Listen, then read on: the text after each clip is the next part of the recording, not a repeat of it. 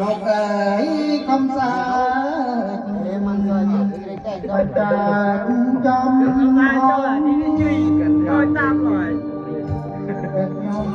ជាអងដោយសារក្រក្រៃពីស្វាងរ៉ាដូចមន់អត់នៅ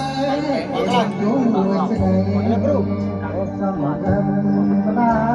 ថ្ងៃន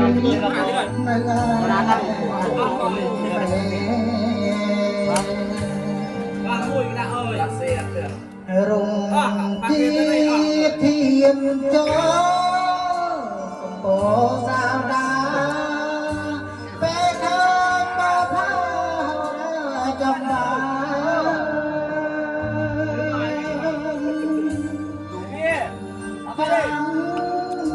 កំពុងអានេះมันคุยกัน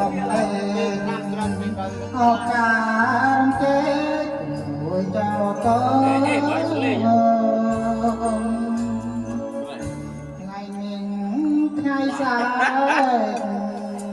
ទៅស្ទូខាងមុខ